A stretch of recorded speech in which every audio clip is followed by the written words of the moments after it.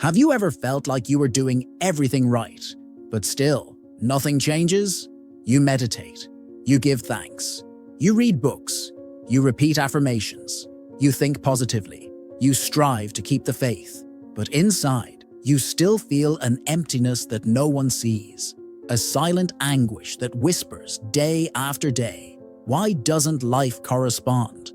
What else do I need to do? Maybe no one will tell you this clearly, but you're not alone in this feeling. Many are exactly like this, trapped in an invisible cycle where the effort is great, but the transformation seems distant. And this is the hardest pain to explain, because when you are already doing the right thing, when you are already seeking with your heart, it is difficult to understand why reality does not respond.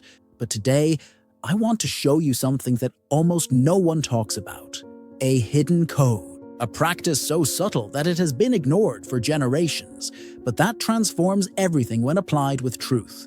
Because the question has never been about doing more. The question is, what is behind your practice? What is the energy that sustains it? And most importantly, does it repeat itself enough to rewrite what lives inside you? Napoleon Hill is known for his book, Think and Grow Rich, but few know that his true message went far beyond positive thinking. What Hill discovered, through years of living with the greatest achievers in history, was a pattern. All of them, without exception, applied emotional repetition with maximum intention for long periods. They didn't just think, they vibrated, they repeated, they emotionally programmed themselves every day with spiritual discipline. They created a new field around themselves until reality had to obey. And that's where the 92-day practice comes in. It's not a random number. It's not a fad. It's the minimum amount of time your subconscious mind needs to recalibrate itself. It's the time in which the energy in your field begins to vibrate in a way that's consistent with your desire, not your fear. It is the time needed for your body, as Joe Dispenza teaches us, to begin to feel that the future is already present, that the invisible is already real, that the intention is already lived. Maybe, until now, you have done everything right, but you lacked vibrational consistency. You lacked repetition with emotion. You lacked maintaining the practice firmly until your field recognizes, this is who I am now. That is why this video is not just an explanation. It is an invitation, a call to silence the noise of excess and immerse yourself in a single practice for 92 days. Not to please the universe, but to align yourself with it. Not to force reality, but to transform the sender, you. You do not need to change everything. You just need to commit to a vibration, just one, with presence, with emotion, with repetition, and the world out there will inevitably begin to reflect this. Now let us walk this journey together, step by step, vibration by vibration, because there is a new cycle waiting for you on the other side of these 92 days, and it begins now. The invisible error of wanting results without reprogramming the transmitter. There is a silent frustration that many carry in their hearts. That feeling of doing everything they say works, affirming, wishing, trying to keep a positive mind. And yet, life insists on remaining the same. This pain is deep because it puts the seeker in conflict with himself. What if, despite all this intention, the problem is not outside? What if the error is not in what you want, but in what you vibrate while you wish? The uncomfortable but liberating truth is that the universe does not respond to what you want. It responds to what you emit. And this emission, this frequency, is not born of logical thought. It springs from the deepest and most unconscious space of your being. That is why so many people who desire love manifest abandonment. Those who desire peace experience anxiety. Those who desire prosperity attract scarcity, not because of incapacity, but because the internal field still repeats the traumas, fears, and patterns of the past, as if the transmitter were trapped in an invisible cycle that repeats, even unintentionally, the same frequency. Thinking positively does not reprogram the field. Only feeling positively, consistently, and truthfully can do that.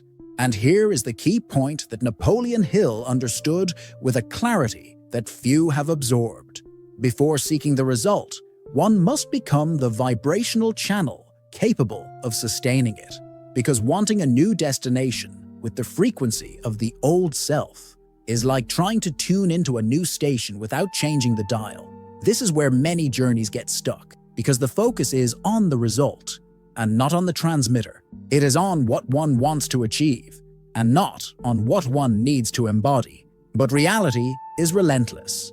It only changes when your field changes, and your field only changes when what vibrates within you changes too. So, before continuing on this journey, breathe, reflect.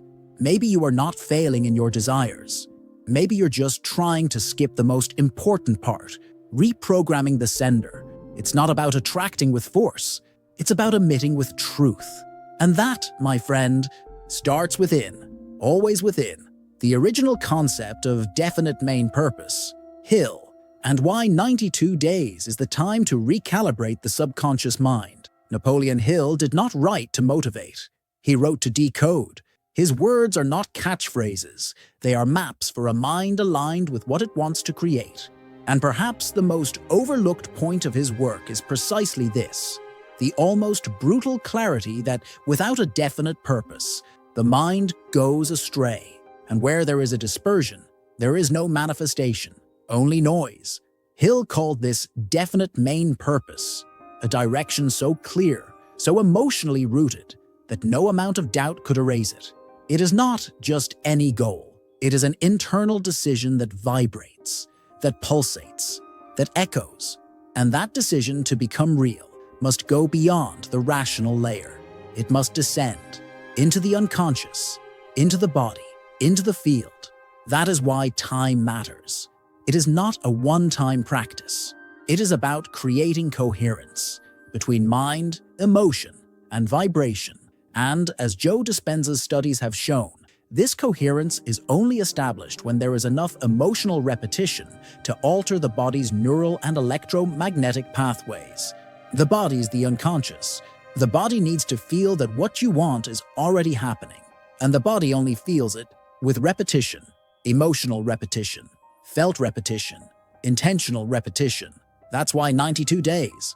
Not because it's magic, but because it's physiological, because it's spiritual, because it's the time it takes your internal system, on average, to abandon old mental pathways and establish new paths of perception, action, and vibrational emission.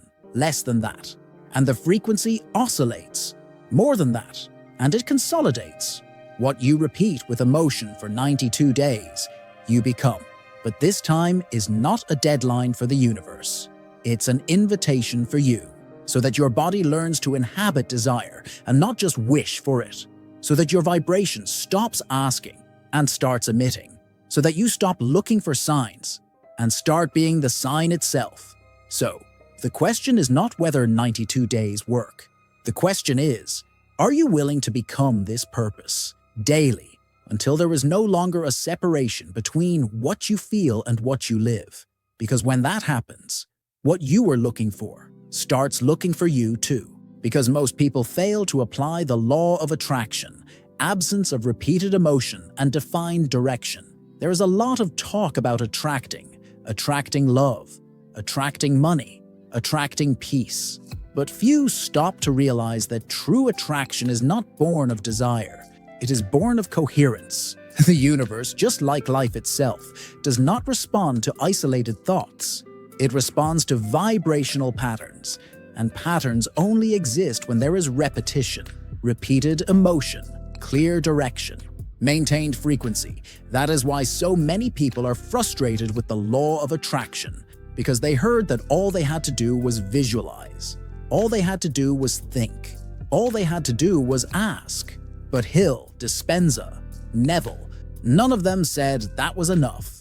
They all talk about repetition. They all talk about emotion. Everyone talks about reprogramming the field, not about expecting immediate results.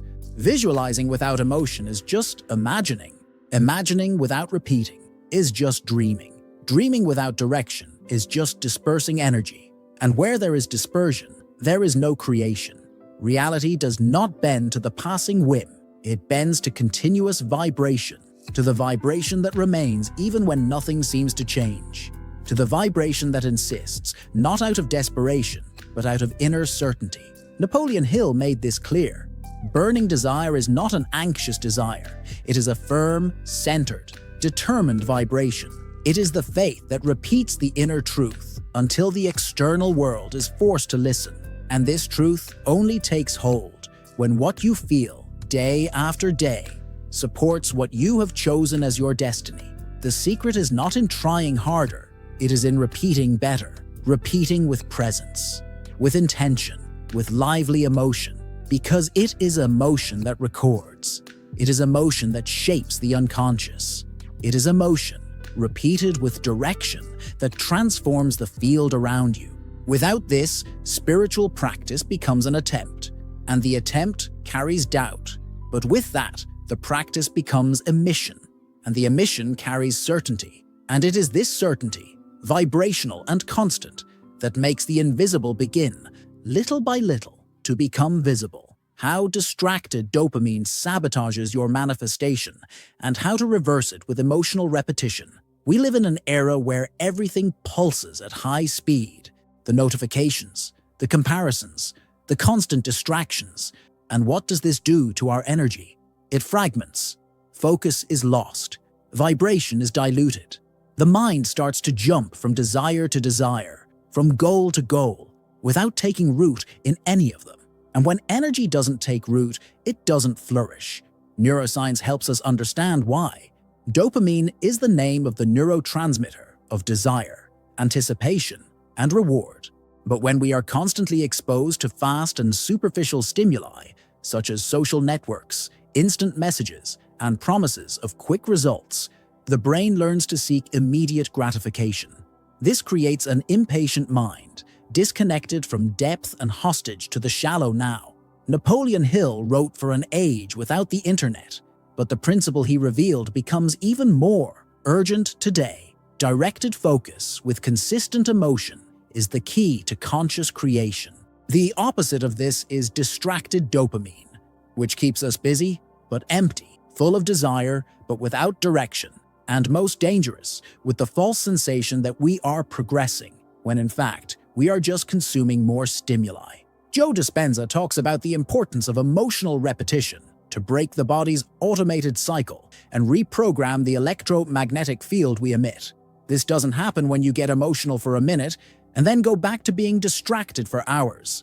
This only happens when there is consistency, when there is surrender, when you sit with your practice every day and feel deeply the new reality you want to inhabit. Repeating with emotion is not just saying words. It is evoking a vibration that the body recognizes. It is feeling, with your eyes closed, that which is not yet out there, but already lives within. It is teaching your nervous system a new path. And you only teach a new path by walking it several times. So if today you feel anxious, scattered, exhausted from trying so hard and not seeing results, maybe it's not a lack of effort. Maybe it's an excess of empty dopamine. Maybe you're too distracted to sustain a single vibration. And maybe what you're lacking is not more stimulus, it's less noise, less jumping, more repetition, more presence, more constant emotion on the same path. Because when the vibration stops oscillating, reality begins to respond. The practice, an emotionally charged affirmation 3 times a day with synesthetic visualization. Amidst so many techniques, methods, and promises, there is something profoundly simple and powerful.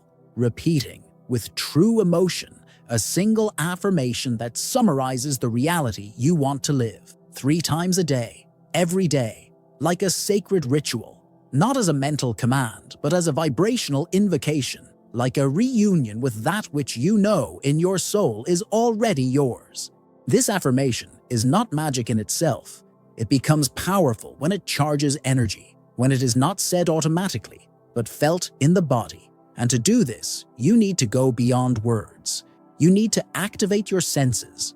We call this synesthetic visualization, seeing, hearing, touching, smelling, and even tasting internally the life that has not yet arrived, but that is already pulsating within you. When you close your eyes and repeat your affirmation in the morning, afternoon, and before going to sleep, the invitation is not just to say it. It is to inhabit the emotion, to inhabit the scene, to inhabit the vibration.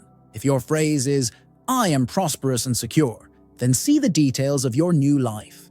Listen to the sounds around you. Feel the weight of your body that now breathes relief. See the sparkle in the eyes of those who meet you. Imagine the environment, the smell, the temperature of the air. The more senses you involve, the more real it becomes. And the more real it becomes, the more your body begins to believe that it is true.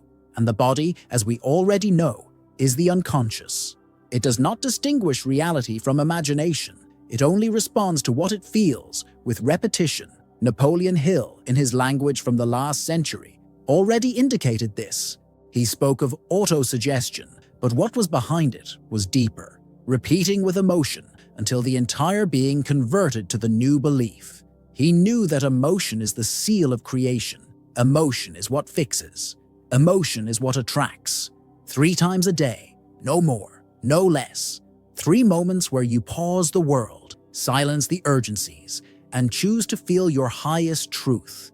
This constancy creates a path, a golden thread between you and the new reality, a vibrational field that, day after day, shapes your presence, your mind, your emission.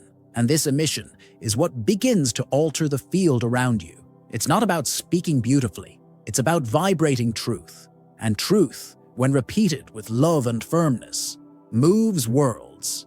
Mental model of vibrational alignment, thought, emotion, action, and energetic coherence. There is a secret harmony between what you think, what you feel, what you do, and what you emit. When these 4 elements are misaligned, manifestation becomes difficult, slow, confusing. But when they align, like notes of the same melody, something profound begins to happen. The field changes. The frequency stabilizes. Reality approaches. Thought is the beginning. It is the seed. It is where direction is born. But thought without emotion is just loose intention. It is like a map without a landscape, a desire without roots. Emotion comes like water that irrigates. It gives life to the idea. It brings color, temperature, memory. What you feel gives weight to what you think. And the body begins to register this new vibration. But still without action, energy accumulates without a channel. Action is the conscious gesture that tells the universe, "I believe in this enough to act as if it were real." It is not about doing a lot. It is about doing it coherently. Small daily gestures that reinforce the new vibration. A morning ritual. A more aligned choice. A step taken, even when afraid. And then comes energetic coherence.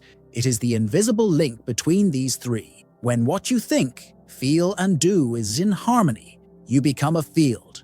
You become a frequency. You stop asking and start emitting. And those who emit do not beg.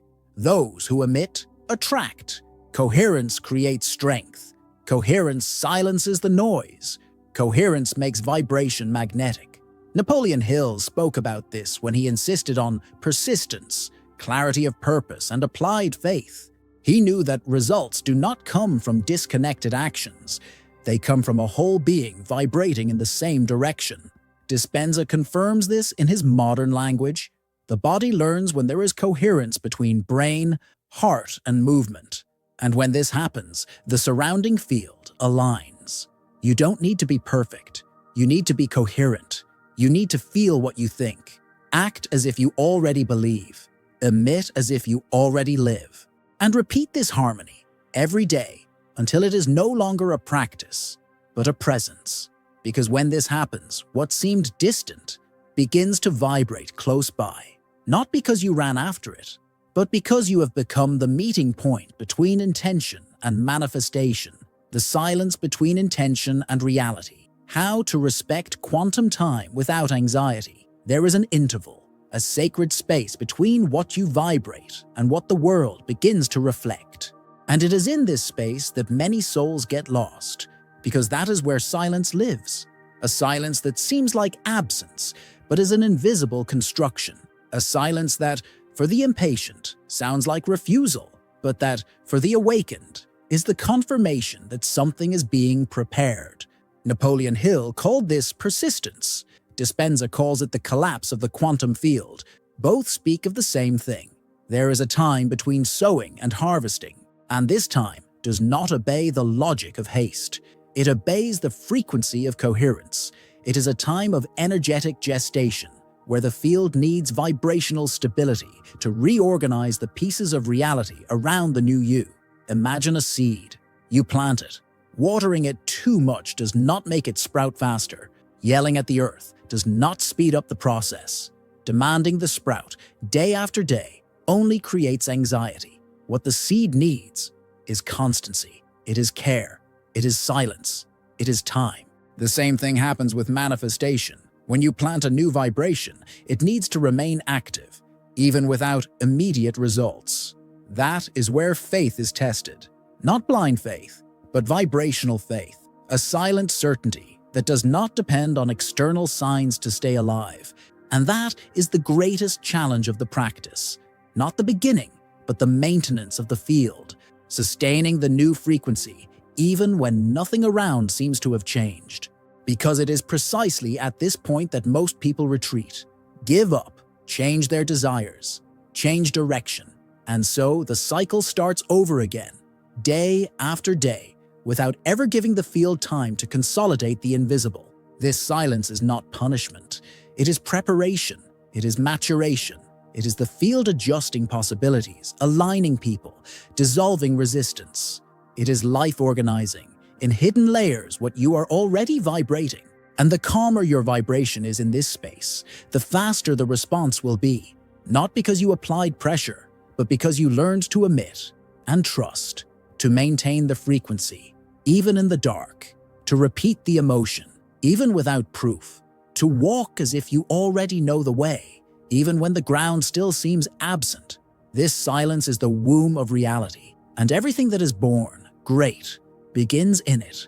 Signs that your frequency is misaligned, irritation, comparisons, fatigue without cause.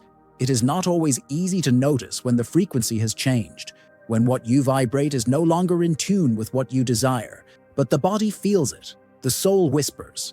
Life begins to give subtle signs, and if not listened to, they become louder noises. And one of the first signs is irritation without a clear explanation. Small events destabilize you.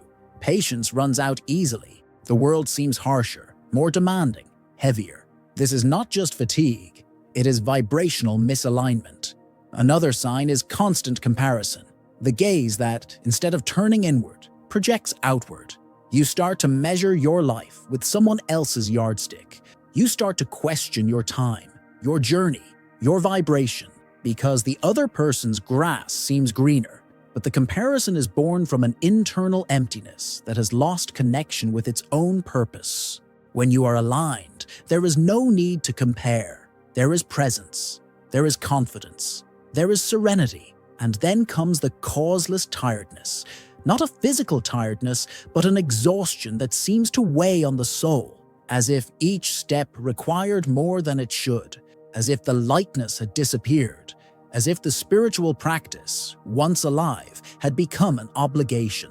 This is one of the most subtle and dangerous signs of misalignment, when the sacred becomes a task, when the ritual becomes routine, when the emotion fades, and all that remains is the empty gesture. Napoleon Hill spoke about the importance of protecting the emotional state, of staying energized by the clarity of purpose.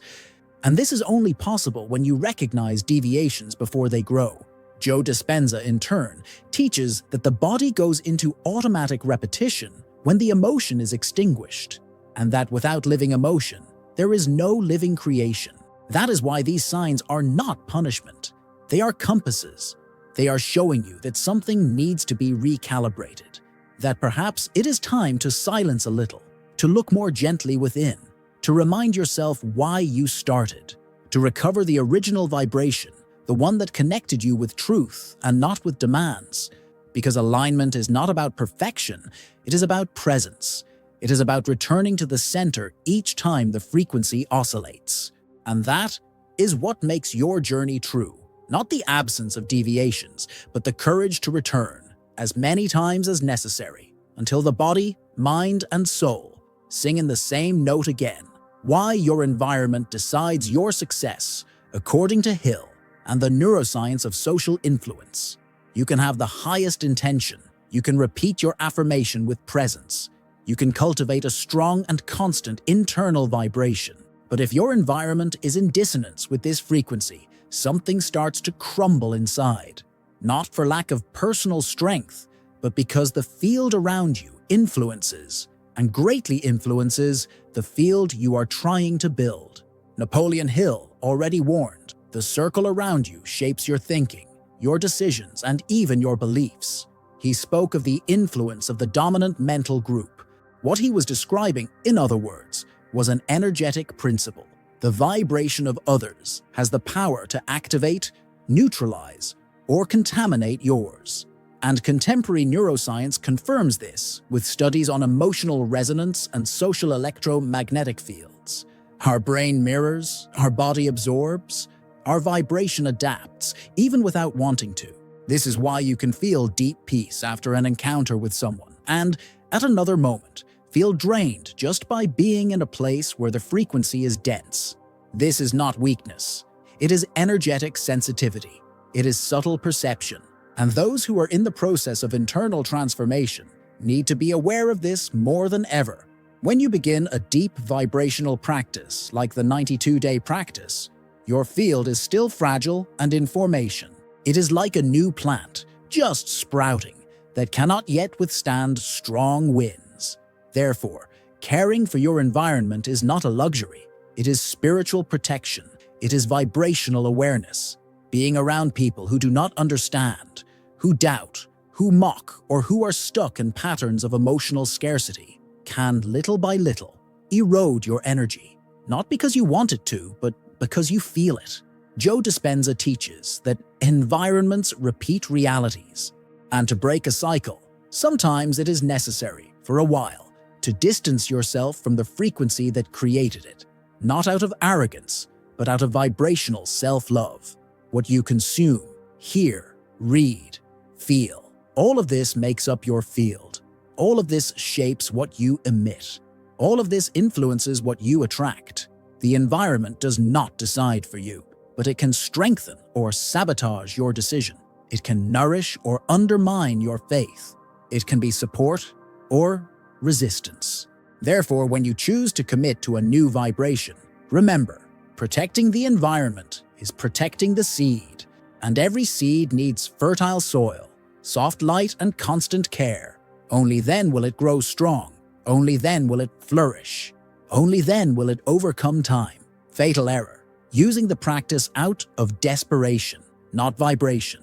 There is an almost imperceptible difference between repeating a practice with faith and repeating it out of desperation. The form is often the same. The words seem the same. The ritual remains the same. But the energy that sustains each gesture reveals everything. And the universe does not respond to what is done. It responds to what vibrates behind what is done.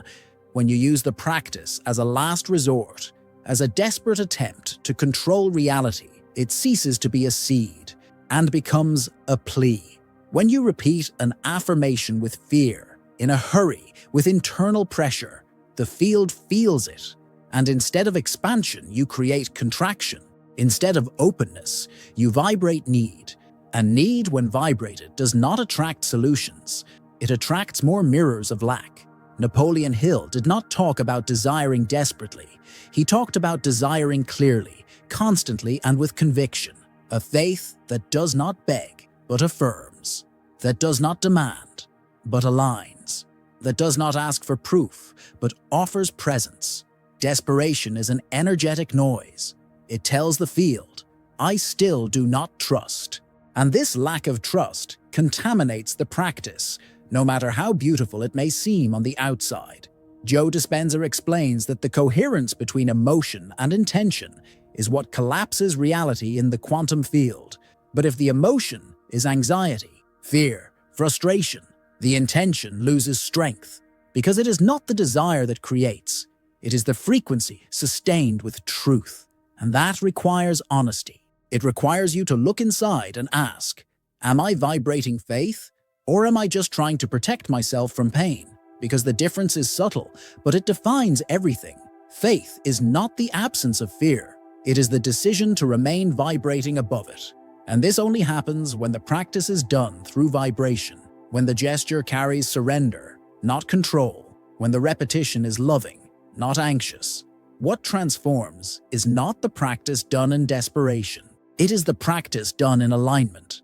It is the silence after the affirmation. It is the pause without haste. It is the body that breathes and believes, even if the eyes do not yet see, because the field does not respond to what you want. It responds to what you are while you desire. And to be, in this case, is to vibrate. And to vibrate is to trust, even when nothing seems to change. Especially when nothing seems to change, because that is when the frequency is tested. And that is when it begins to flourish. How repeated writing alters your vibrational field.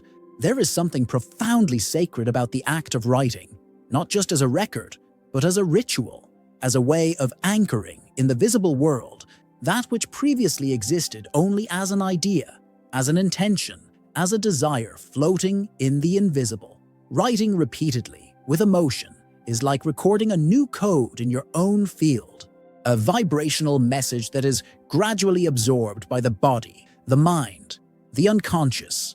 Napoleon Hill understood this. He advised that the statement of the main purpose be written, read, felt, every day, because writing is not just a mental gesture. It activates neural pathways. It involves the body. It moves energy. When you write, you put your thought on paper, but you also put your intention into matter. It is as if you were saying to the field, this is real, this is being born, this exists. But it is not just any writing. It is writing with emotion, with repetition, with presence. A sentence only has power if it is felt. And when you write it every day for 92 days, with vibrational awareness, you begin to change something within yourself. The phrase ceases to be a goal and becomes an identity. By writing so much, you begin to see yourself in it. You begin to move as if it were already real. You begin to notice synchronicities that previously went unnoticed because your focus changes, your frequency changes, and the world, in response, changes too. Joe Dispenza shows us that the body reprograms itself through emotional repetition. And writing is one of the most direct ways to do this, because it combines intention, emotion, and action. By repeating your affirmation on paper, you are not just reinforcing an idea. You are establishing an energy. You are sealing a new field. You are clearing resistance. And there is something deeply symbolic in picking up a pen, opening a notebook, and writing with your own hands. In the midst of the digital world, it is an almost ancestral gesture, a reunion with the time of the soul, a space where you stop and feel, where you declare, without noise, what you chose to vibrate. Writing is a silent prayer, a conversation with the field. And when done with truth, it becomes a trail that connects today to what is already coming, because everything you write with emotion begins to be written in the invisible as well, until the day when reality merely responds. Why saying the affirmation out loud generates more impact than thinking? The voice is a bridge. It connects the invisible to the tangible. It transforms intention into sound, vibration into reality. When you speak, you move the air, you activate the body, you give form to what was once just a thought. And that is why there is immense power in declaring, with a firm voice and lively emotion, what you wish to make real. Speaking is not just a mental act. It is a neuromotor engagement. When you pronounce an affirmation with presence, you activate multiple areas of the brain, from language to emotion, from memory to sensation. You engage the muscles of the face, the breathing, the heart center. The whole body participates. And the body, as Joe Dispenza taught, is the unconscious. When the body speaks with emotion, it begins to believe. The vibration of your voice, when used with intention, does not only reach the world around you, it reverberates within. It passes through your bones, your organs, your cells. And if this vibration is repeated daily, it begins to shape your field. It begins to dissolve resistances. It begins to establish a new vibrational identity, not because it is magical, but because it is physiological. It is energetic.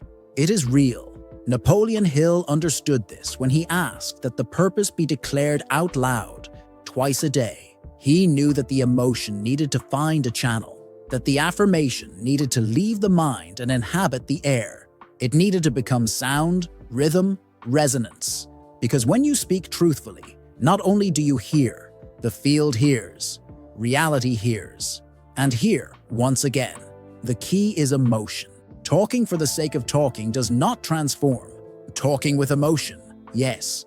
Talking as if you feel it, as if you already inhabit what you are saying, as someone who affirms, not as a desire, but as a certainty, as a presence, as a vibrational identity. Thinking is a beginning. Speaking is a birth. When emotion finds voice, a new field is born, a field that says clearly, "This is who I am now." And when you repeat this affirmation with a living voice 3 times a day for 92 days, what was intention becomes vibration, and what is sustained vibration inevitably becomes form. Beware of apathetic faith when habit becomes emotionless routine. There is a subtle point in the spiritual journey where many stumble. It is when practice, once lively, begins to lose color, when repetition, once vibrant, becomes an empty gesture, when faith, once ardent, becomes a soulless habit. And this does not happen all at once. It happens little by little, silently, as if someone were slipping without realizing it. You still repeat your affirmation, you still write, you still do your visualization, but inside, something no longer pulses. The emotion has faded, the vibration has dispersed, and the body, which once vibrated along, now only repeats without feeling. It is at this point that apathetic faith is born, a faith that continues to practice but does not vibrate, that continues to believe but does not feel, that continues to try but without presence. Napoleon Hill always spoke of emotion as the most important element of autosuggestion. Without emotion, he said, no suggestion reaches the unconscious. Without emotion, no idea is capable of modifying the field. And current neuroscience reinforces this. It is the emotional charge that activates the brain to create new connections, to release the right hormones, to maintain motivation.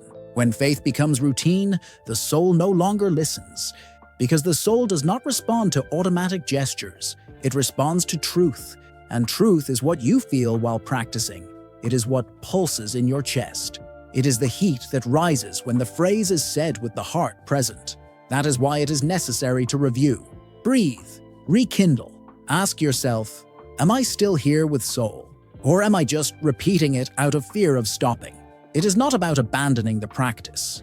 It is about re-energizing it, remembering why you started, bringing back the original emotion, renewing the encounter with your deepest intention. Maybe it is changing the tone of your voice, changing the place of practice, adding a gesture, a symbol, a touch, something that brings you back to the present. Because practice is not an end in itself. It is a channel. And if this channel is clogged with soulless repetition, it's time to clean it. True faith is not always intense, but it is always alive. And the secret is to keep this life alive, to make the gesture an altar, the repetition a ritual, and the habit a renewed presence. Because when the emotion returns, the vibration returns. And with it, everything can start to flourish again. The principle of autosuggestion that Napoleon Hill learned from Andrew Carnegie. Before there were books, videos, or motivational speeches, there was a conversation between 2 men, Napoleon Hill and Andrew Carnegie. And there, in that seemingly simple exchange, emerged one of the most profound principles in the history of conscious realization, autosuggestion. But not as we know it today, superficially, not as empty repetition, but as a profound process of vibrational reprogramming. Carnegie challenged Hill to investigate what was behind the success of the greatest achievers of his time. And the answer that emerged after more than 2 decades of research was clear. All of them, without exception, had mastered their own mental and emotional fields. They all knew how to repeat, with emotional intensity and consistency, an internal image of themselves that had not yet manifested itself in the external world. Hill then called this auto-suggestion, but what it really was the ability to shape one's own destiny from one's inner vibration, the practice of affirming, visualizing, feeling, and repeating until the body, mind, and field began to live as if it were already real. It was not just about repeating phrases. It was about writing a new vibrational identity, with strength, with faith, with frequency. Carnegie did not give Hill money. He did not give him facilities. He gave him a mission to prove that success was not a coincidence, but a spiritual science. And the basis of this science was auto-suggestion, the ability to plant, day after day, the same seed in the soil of the subconscious, until it blossomed in the visible world. But like every seed, it needed to be cared for. It needed to be watered. It needed to be protected from the wind of doubts, the sun of haste, the plagues of fear. And this is what most people forget. Auto-suggestion is not a technique. It is a devotion, a deep dive into oneself, a vibrational choice renewed every day. From this principle, Hill built a work that has spanned generations. But the most important thing is what you do with it now, because every time you affirm with emotion, you are repeating the same sacred act, the same choice, the same trust that one day began with a simple conversation. And perhaps by repeating your new reality with truth, you are also being initiated, not by an external master, but by your own soul, which is finally beginning to believe that it is possible to live what once seemed distant. Because now, you vibrate differently, and where there is a new vibration, there is a new destiny being formed. Silently, but inevitably. The power of synesthetic visualization, how to use the 5 senses to materialize from within. The mind alone does not create. The body alone does not sustain. But when mind and body unite, with all senses activated, something extraordinary happens. The field begins to believe that the future is already present. And that is exactly where the power of synesthetic visualization lies. Not imagining, but inhabiting with all senses the reality that you have chosen to live. Visualizing with synesthesia is feeling the smell of the new house, hearing the sounds of an environment that does not yet exist outside, touching textures that are not yet within your physical reach. It is allowing your skin, your ears, your breathing, your inner vision, all to enter a state of experience. Because the brain does not distinguish what you really experience from what you repeat with sensory intensity. And the body responds, and the field vibrates, and the world listens. Joe Dispenza describes this process as the creation of a new electromagnetic signature, something that is not born only from the mental image, but from the integral vibration of the being. When you activate all your senses, your field aligns. And when this field is maintained, day after day, reality begins to reorganize itself around it. But this is not a mechanical exercise. It is a deep presence. It is like entering a lucid dream where everything is real, where you feel the warmth of the sun on your skin, the smell of your morning coffee, the sound of someone you love hugging you, the texture of the sofa in your home that represents security. And you feel it, as if you were there, as if you already were, because you are. Napoleon Hill spoke of emotion as a creative force. But true emotion is only activated when the senses participate, when the body is involved, when feeling is greater than thinking, when the image becomes an experience. And the experience in sustained vibration. That is why, when you close your eyes, you are not escaping from reality. You are designing a new one. You are signaling to the field that what you desire is already vibrating within you. And this sensory repetition, done with devotion and truth, begins to shape the invisible with precision, as if you were sculpting your new world from the inside out. It's not about creating a pretty movie in your mind. It's about energetically moving into a new inner home. And the more time you spend in that place, the more inevitable it becomes that the day will come when the outer world will align, not because you forced it, but because you were already there, long before you arrived. Daily Vibrational Model: How to conduct your energy on 4 levels.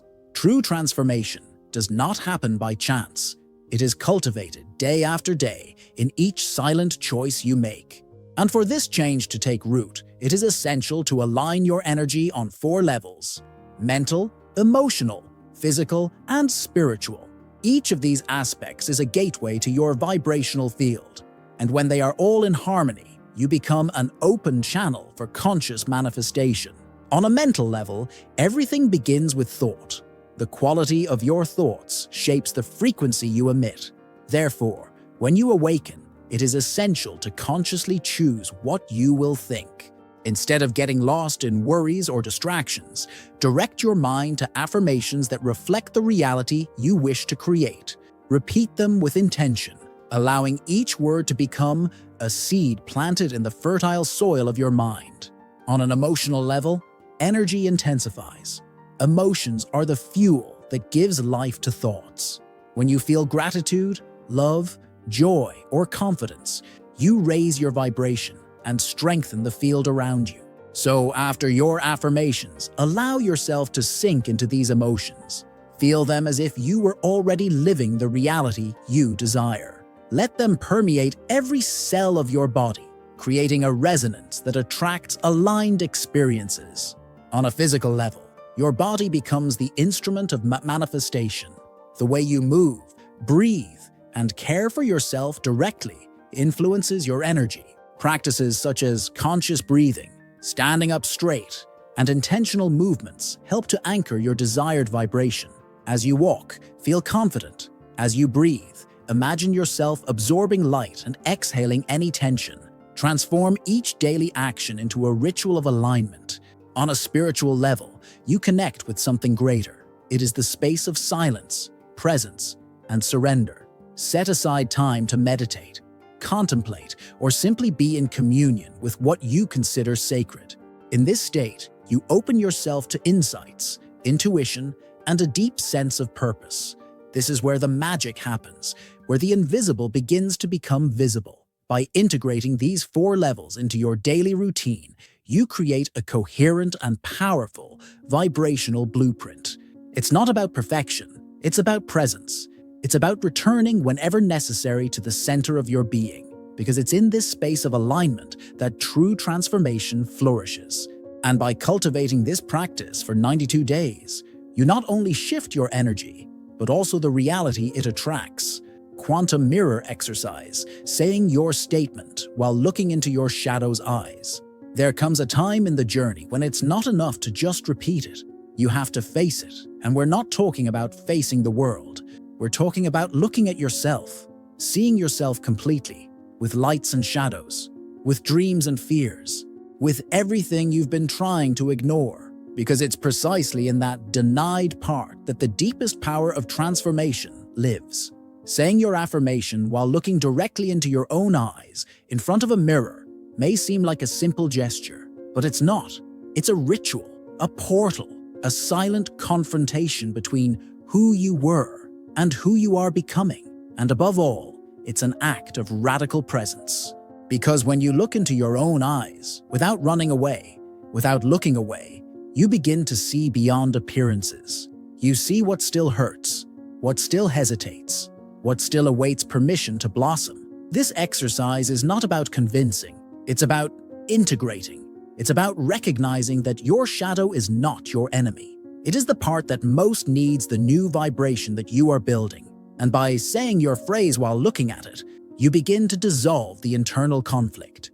You begin to bring light to the places where there was previously denial. You begin to say with your voice and your gaze, I accept who I was, and I choose, with love, who I decide to be now. Napoleon Hill did not speak directly about shadows, but his work was all based on overcoming internal limitations.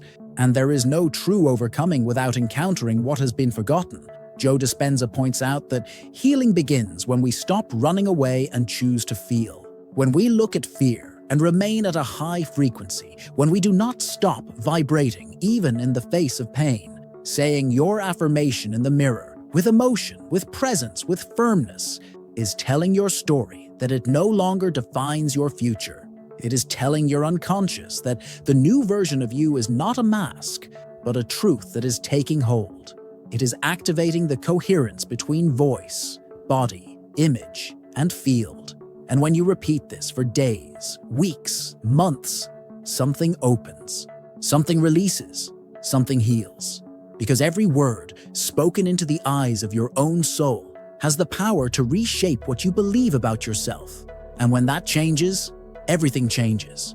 Because the world has always been just the mirror, and now it begins to reflect something new, something whole, something you. Why spiritual discipline is more powerful than emotional motivation. Motivation is like a light wind. It comes quickly, it pushes, it drives.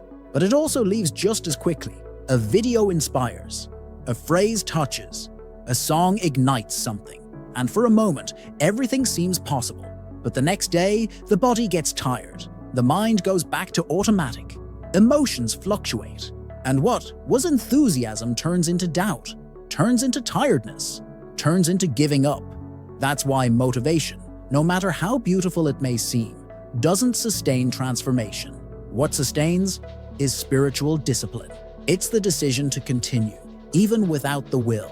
It's the repeated gesture, even without applause. It's the vibration maintained, even without external signs. Because discipline comes from a deeper place than enthusiasm. It comes from the inner truth, from the alliance you made with yourself. Napoleon Hill was categorical when he said that persistence was the difference between those who achieve and those who just wish. He knew that every great purpose goes through deserts, through days when nothing happens, during times when everything seems stagnant, and on those days, motivation is not enough. Only discipline can get you through. Joe Dispenza complements this view by stating that the body needs repetition to learn a new vibration, and that requires constancy. It requires that even without visible results, you continue to emit the frequency of what you want to experience, not as an obligation, but as a vow, as a surrender, as a silent commitment to the future that is already pulsating within you. Spiritual discipline is not rigidity, it is devotion. It is the choice to remain present in practice, even when the world seems not to respond. It is the maturity of not confusing silence with absence. It is faith that expresses itself through repetition, not out of fear of losing, but because you know that you already are. And when this discipline is nourished with emotion, with awareness, with purpose, it transforms into a magnetic field, a field that sustains, that strengthens, that directs, because life responds, not to passing intensity, but to constant vibration. It is this constancy that shapes the invisible, that re-educates the body, that strengthens the spirit, that prepares the ground. And when the ground is ready, the seed blooms. Not because you screamed, but because you stayed, because you chose to remain, until the invisible became inevitable. True story, an ordinary man, 92 days of practice and an unexpected financial turnaround. He wasn't famous. He didn't have any followers. He didn't come from a wealthy family. He was just an ordinary man going through a dark period. His finances were falling apart. His work seemed stagnant. His nights were filled with uncertainty, and his days with a feeling of invisible heaviness. Nothing seemed to work, and yet something inside him insisted that there was a way out, that there was a path, that maybe the problem wasn't the lack of action, but the lack of vibration. That's when he discovered the method. A single focus, a single affirmation, 3 times a day for 92 days. Not to try to control time, not to look for a quick solution, but to realign his presence with what he had forgotten, the power of his own emission. In the first few days, everything seemed the same routine, the same bills, the same doubts, but little by little, something began to change. Not on the outside, on the inside.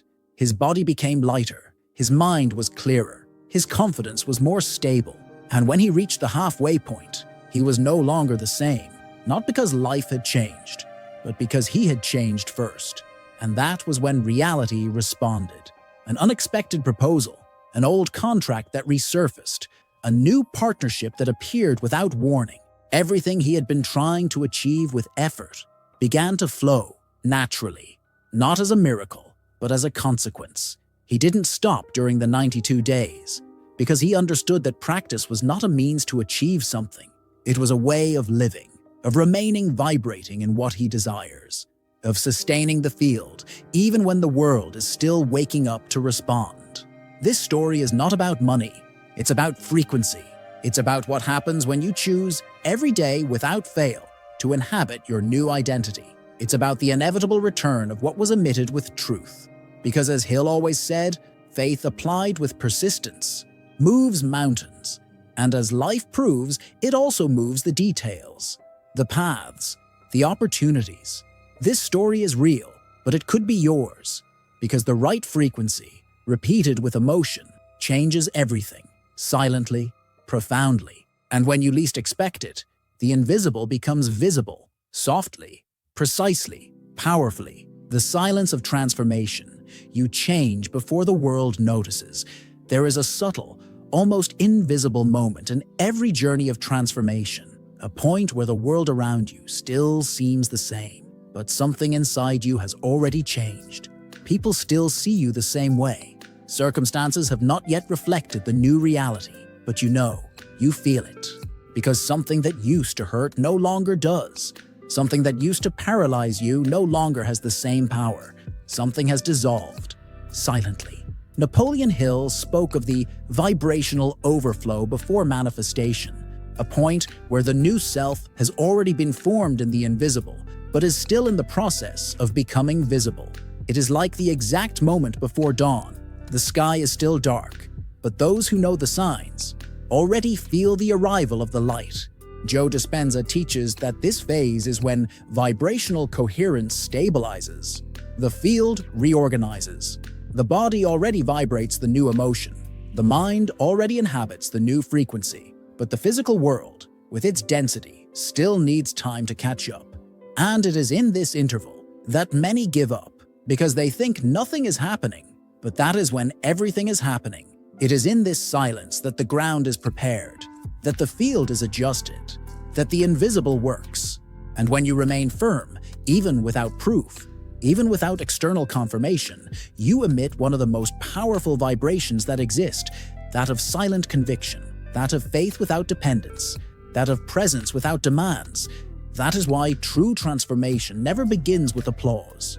It begins in silence, when you no longer need to convince anyone, when you no longer wait for a sign, when you are no longer running after, but simply becoming. And this becoming, repeated day after day, is what moves the tectonic plates of reality, without noise, without haste, without warning. And then, one day, something changes out there. An unexpected invitation, a synchronicity that surprises, a reunion that seems to be meticulously designed. But none of this started there. It began in silence, the moment you decided to stay, until reality realized that there was no longer any way to resist.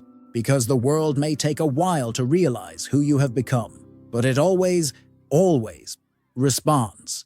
And when it responds, everything that was a seed blooms, exactly at the right time, exactly as it needed to be. It's not more information, but rather the deep application of a single practice.